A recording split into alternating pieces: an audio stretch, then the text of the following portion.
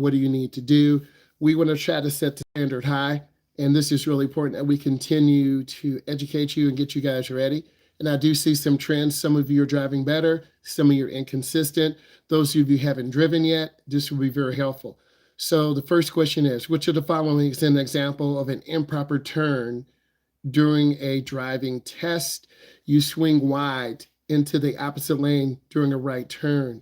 Most of you turn in the nearest lane. That facilitates the smoother flow of traffic. If you're making a left turn, you want to turn by the double yellow. Some of you are still going in the wrong lane.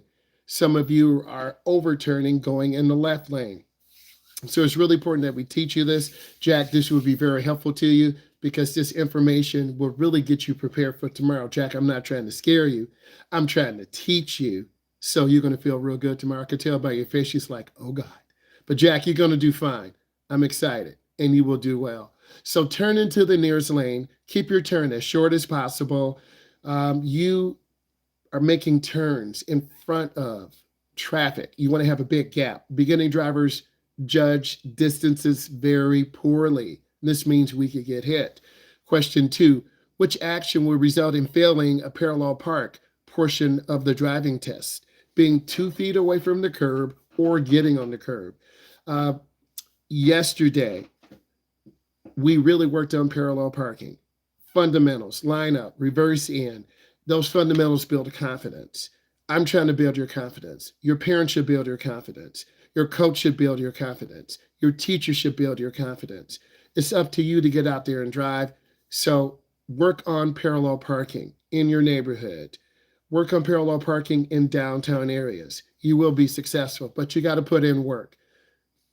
Next, what is a safe following distance to maintain behind another vehicle to pass the driving test? It's 3 to 4 seconds. You should always have distance. Most of you are driving at about that 4-second range. Some of you are a little less than 3, which is a little too close. So I do remind you because I want you to live. I don't want you to go to the funeral home. I don't want you to go to the morgue. I don't want you to go to the youth home. I don't want to see you go to jail. I'm saying this because sometimes people make mistakes and you want to live your best life. And if you're going to be driving, you're going to have to follow rules. Some of you are rule followers, some of you are not. Rule followers don't get tickets, don't have accidents, are defensive drivers. Drivers who run lights, speed, blow through yellow lights, weave in and out of traffic, in a hurry, distracted, on their phone, you're going to increase your odds of crashing. I don't want that to happen to you. I want to say hello to all of you. Hey, how are you doing? Let's keep going. So maintain that 3 to 4 second follow distance. You pick a stationary object, a phone, a tree, a sign. Once the car passes 1001, 1002, 1003. Hey, how are you doing today? So let's keep going. Next question.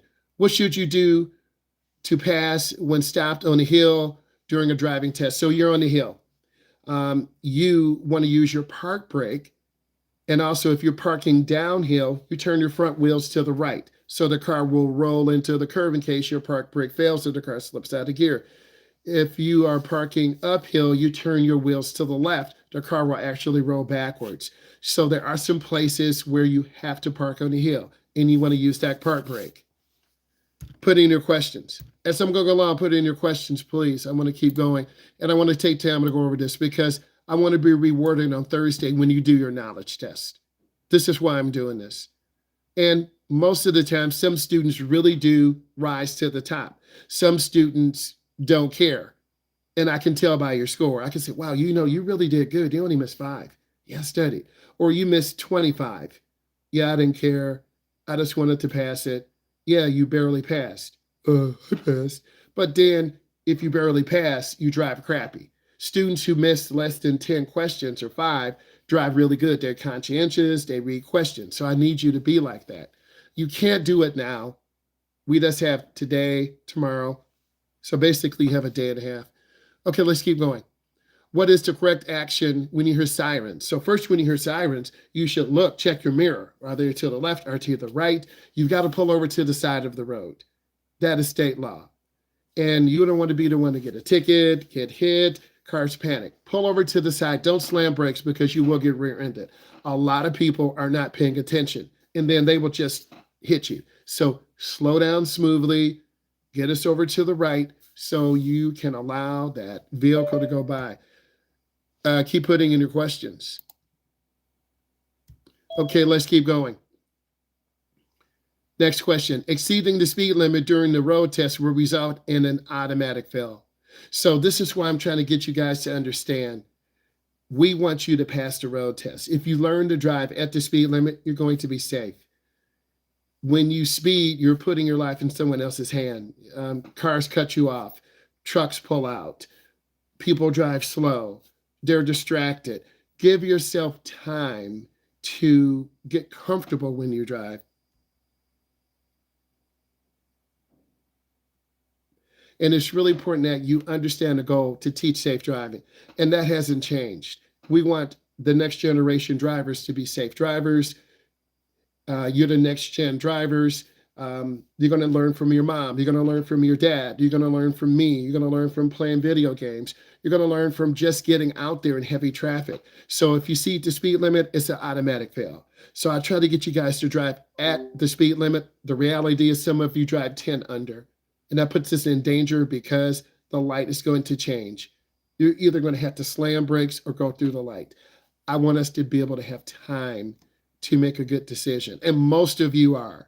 Some of you are not. So Jack, when you drive tomorrow, you see the yellow light. If you can safely slow down, you're going to do a good job. If you panic, that's when things get a little scary. So what is the main reason for stopping on railroad tracks is an automatic fail? It's an extremely dangerous maneuver. You never want to park or stop on a railroad track. Well, there's not enough room and I want to get through. If you can't get through, stay behind the railroad track. If there's enough room for you to get past the railroad track, do that. But don't put yourself in danger. And that's the biggest thing that we want you to remember about railroad tracks. Next, what is the purpose of the road test practice checklist? To avoid mistakes and pass the test with confidence. Jack, when you drive tomorrow, I want you to feel confident. I want you to know that mentally, I'm going to be ready. You're going to get into the car. I'm going to show you how to adjust the seat, adjust your mirrors. I'm going to have you check your blind spots. Then you're going to be driving through the parking lot, making figure eights, making those turns. Next, you're going to be in neighborhoods, checking traffic, learning how to park, learning how to pull in the driveway, building that confidence. So we want you to have confidence. Next, what documents are required to be brought to the driving test? It's your learner's permit. You have to keep these documents with you, just like your driver's license, just like your registration, just like your insurance. What should you do when you're pulling out from the parking lot during the test? You want to signal. We probably saying, do people really do that? Yes, they do. If you're going into a school parking lot and there are 200 people there, you better use your blinker, because once you turn on your blinker, pedestrians will stop. Oh, he's turning right. I need to stop. Or he's turning left. I need to stop. Don't assume people know. That's when people get hit. Next, when preparing to turn or change lanes, how long should you signal? You want about 3 to 5 seconds. 1 to 2 is too long. 6 to 8 is too long. You do need a turn signal. So most of you pick 3 to 5 seconds. This gives you time. This gives drivers time to identify. And when we're driving, you'll see a driver who will just turn on the blinker and cut over. That's not a blinker. You want at least 3. And if you learn this habit, you can safely check your mirror, blind spot, look over your shoulder. You made a beautiful lane change. And I'll acknowledge that. Which of the following is not a correct step in parallel parking? Hitting the curb. We don't want to hit the curb. That's instant fail. That damages the tire. That knocks the car out of alignment. And we could break the axle. So we want to make sure that we are parking the correct way. Next, when merging onto the freeway, what should you do? You should match your speed with the flow of the traffic. G did a great job of matching her speed. She got up to speed. She accelerated out. Mirror, turn signal, blind spot. She did fabulous. It's really important that you understand the goal of learning how to drive. I'm going to give you all those opportunities, and it's up to you to take it. I can't speak for the other instructors. I'm not saying I'm the best in the world. I'm definitely not the worst. So it's about good driving records, and it's about repeat business. Your parents will say, hey, this guy was really good. I want him to teach my son, my daughter, my niece, and my nephew, or this guy was terrible. Some of you have had terrible instructors. Some of you have had really good instructors. Okay, period. Let's keep going. How can practicing the test areas help you during the driving test? It reduces nerves. So Jack, I'm going to use that as an example because you're driving tomorrow. There's certain areas I'll take you to. There's certain neighborhoods that have a lot of tight right turns, left turns. There are cul-de-sacs. There's certain roads I can take you on that are very narrow and twisty. You have to have good speed control going in, good speed control going out. There are four-way stops. We're not just going to straight drive. You won't learn anything. What should a driver do with the stale yellow light? You want to stop safely. It doesn't mean slam brakes. You check your rear mirror. Who's behind me? You look left, you look right. But a lot of you won't do that. You'll just freeze up. And I'll try to say to you, I need you to make a safe decision. Most of you will squeeze the brake. Some of you freeze. So we want to make sure that you are making great decisions. And that's really important. Instructors do teach. Alexis, can you hear me now? Yes? If you can hear me, give me a thumbs up. Bam. Thank you, OG. I appreciate you. Next, what is considered a failing action when a pedestrian is crossing at the crosswalk? Creeping forward. Give those pedestrians time. Make eye contact. Some of them won't even look at you. They'll have headphones in. Don't look down. You're the one in the car. And if we hit a pedestrian, you're going to jail, not me. I don't want to go there. I don't want us to even be in a situation. And there are a lot of pedestrians here on scooters. If you're walking, you walk against the traffic. If there's a sidewalk, you should be walking on the sidewalk. If you're riding a bike, you ride with the flow of the traffic. Really important. What's up? What's up, Jackson? How you doing? Let's keep moving.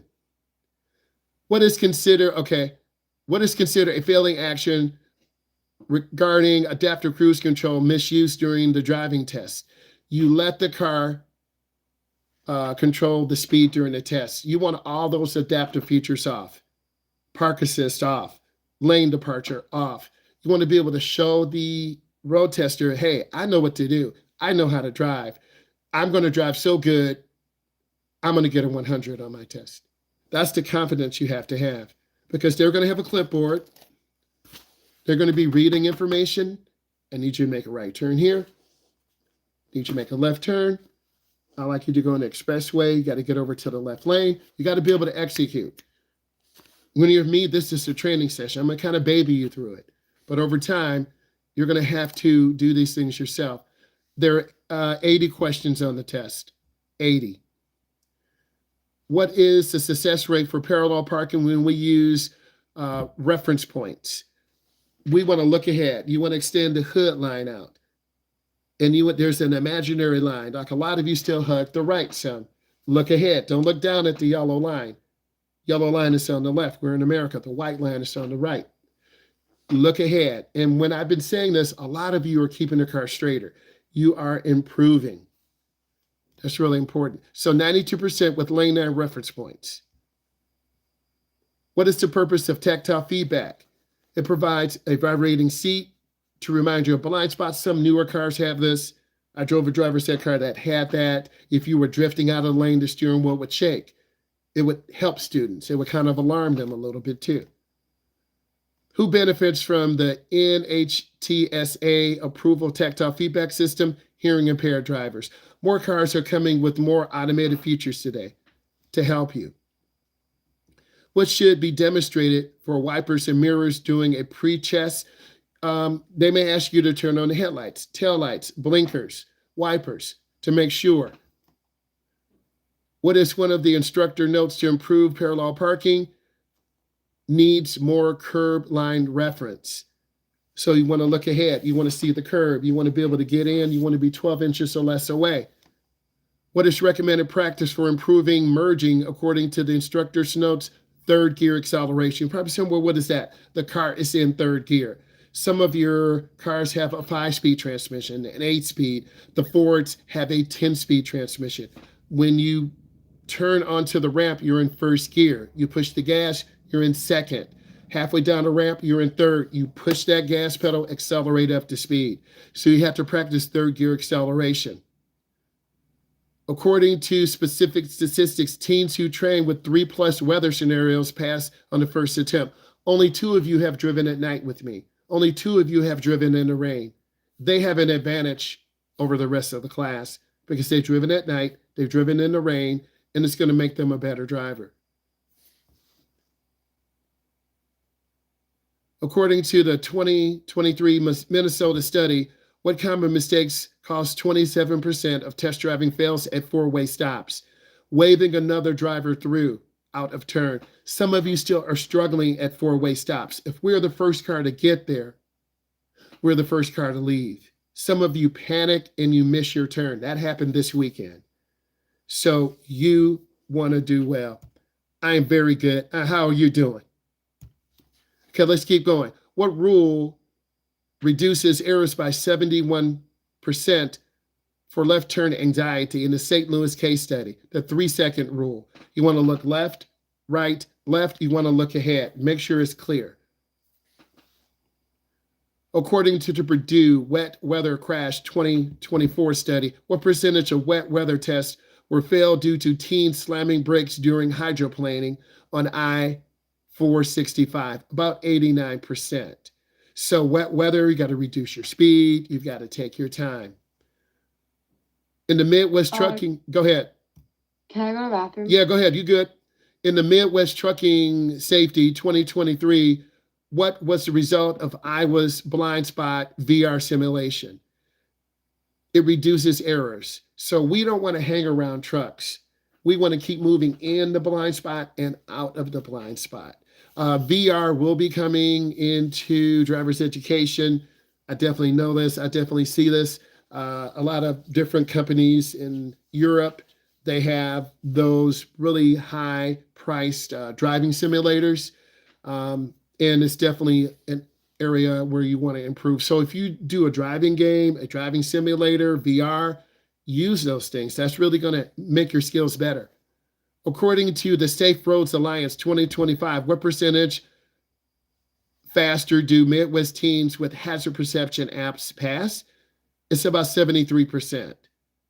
I can't recommend an app for you. I really should put one together, but apps allow you to know about hazards in neighborhoods. What study is cited simulating Chicago construction zone virtual reality driver's ed? IDOT 2024. I need you to type in 3 things you learned. All of you type in 3 things you learned. Please do that right now. Guys, this is a great session to help people learn, to help people get better. And I'm trying to make you better. I look at the chat, I look at the comments. I want all of you to get better. And you get better by coming to these one-on-one classes with me. You get better by subscribing. You get better by looking at my content. I do some shorts, but also I do more long-form content too. So I need you to subscribe. I need you to smash that bell notification and leave some comments, leave some questions. I'll be editing this video out for you guys. Look forward to my video. Subscribe, smash the bell notification. Bye, guys.